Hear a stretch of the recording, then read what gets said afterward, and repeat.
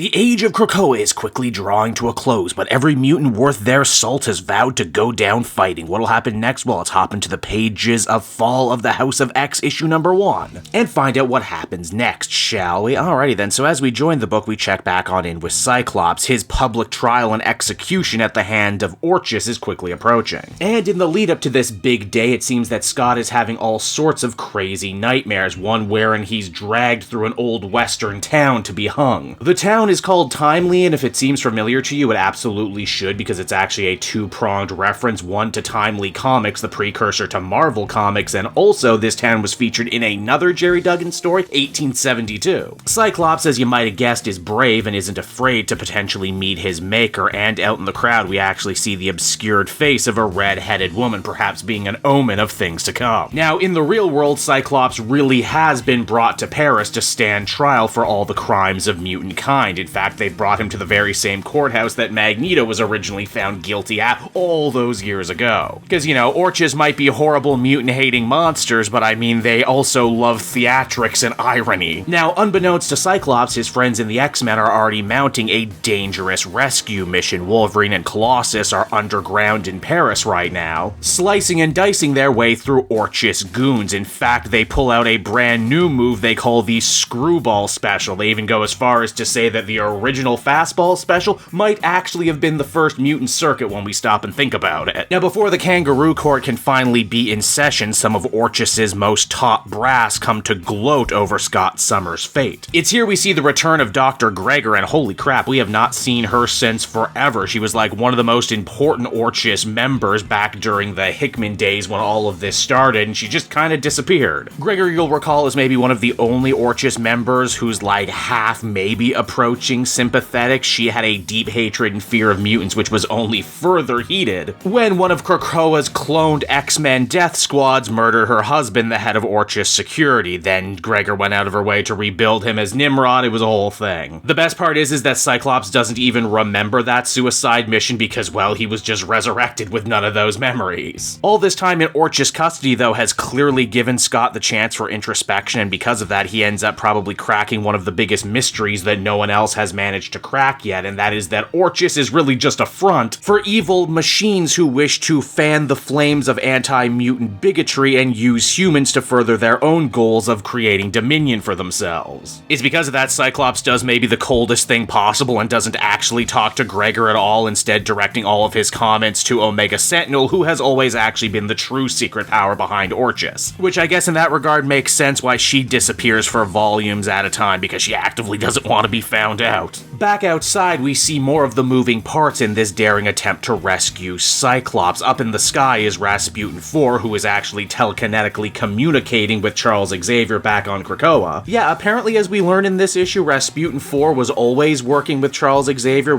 she wasn't actively working with the X-Men. I feel like that was definitely a story in Immortal X-Men that got cut for time. But it certainly makes sense, and with their powers combined, they're better able to actually mobilize all the different mutant sleeper cells all over the world. Things really start to heat up in the French catacombs too, as Orchis pulls out their brand new flamethrower troopers and electromagnet tanks, which, you know, is absolutely hell for someone like Wolverine and Colossus who have so much metal on them. Both men are assisted in this hour of need by Kurt, who has returned to his Nightcrawler persona after his brief and enjoyable dalliance as Spider-Man. It's made abundantly clear, though, that Orchis still has plenty of dirty tricks yet to pull out on our heroes, and they're going to need to come together if they hope to win. Now, when the trial actually does begin for Cyclops, you might be wondering what exactly is he going to do to try and defend himself. Does he get a lawyer? No. In fact, he decides to do the exact opposite of defending himself, saying that all of these charges are absolutely insane, and that to defend himself from such outrageous accusations would only lend them credence. He also says, as far as his immortal soul goes, he only fears one being, and she's a being whose bad side you don't want to get on. Again, Cyclops remaining very resolute that one way or another, Jean will come to save him. Despite the fact, as far as he knows, she's still dead. Now man, if that ain't love and devotion, I sure as hell don't know what is. Now if it wasn't obvious, this court case was always rigged against Cyclops by Orchis. In fact, they basically already declare victory, and declare their plans for a final mutant solution to where every human in the world can hear them. In fact, it's implied that this is what the X-Men actually wanted, as now they have removed all doubt that Orchis's main plan was always genocide, and first up on their hit list is none other than the island of Krakoa itself. Nimrod is dispensed to deal with the giant living tree, and he ends up getting stuck up in a bunch of sap. You know, while it's super cool to see the island of Krakoa come to life and defend itself, man, Nimrod, they keep going back and forth on how powerful this guy is. Sometimes he can kill entire X-Men teams on his own, sometimes he gets defeated by becoming aware of continuity, and sometimes he gets defeated by getting trapped in sap. With the island nation of Krakoa officially on the run, the X-Men operating out of the Blackbird are ready for the next stage of their plan. They will have to wait a little bit longer, though, for Iron Man to get involved, as apparently if you've been reading his book, he's developed a way to stop the Stark Sentinel program, but I'm like 2 issues behind on that book, so I don't actually know what the big plan is. It's at this point Kitty starts traveling all around the world and getting all of the X-Men's allies, both mutant and human, up to speed on everything that's going on for the final push. We see Tony and Emma, we see the Uncanny Avengers, we see Forge's space fleet. Hey, even Kane Marco the Juggernaut is back, and this time he has a big cable gun. Good for him. The last port of call, though, for the Mutant Revolution is actually Brew, the new leader of the Brood, who's currently been operating out of nowhere. You'll recall that Brew actually has owed Jean a favor for a while after she saved his life at the end of that last big story arc, but to his surprise, it's not actually Jean who comes to meet him, but Polaris, who, since last I've seen her, has actually decided to don a brand new costume much closer to Magneto's. As the comic ends, Polaris begins to move all of nowhere towards Earth, saying, "To war!" And so that was Fall of the House of X issue number 1, everybody, and I gotta say, this is a pretty cool way to kick off what is meant to be the big finale for the Krakoa era. Did it feel like maybe there were 1 or 2 things that were a little undercooked, or maybe some stuff that got jettisoned for time? Yeah, but you know what, when it works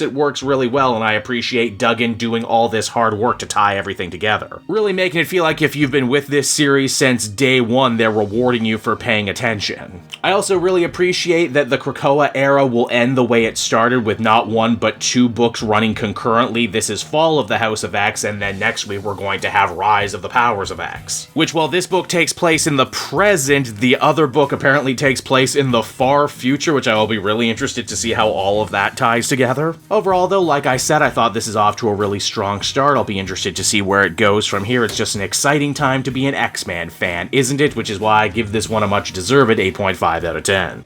Hey there everyone, it's your pal Cape Joel again, and if you're seeing my face right now, that means you watched to the end of the video, and I'll always be grateful for that. Retention helps in this crazy YouTube game, and so does becoming a patron. If you head on down to the description, you can find a link to my Patreon page. Recently just redid all the tiers, a lot of cool stuff offering up there, exclusive commentaries, exclusive polls, behind the scenes concept art for Capes and Quest. That's the brand new D&D show I've started soon. Never been a better time to become a patron. You can become a patron for as little as $1 a month and help the channel grow, and help me continue to deliver content like what you just saw. So I want to thank you all, and I will see you again next time. Bye bye.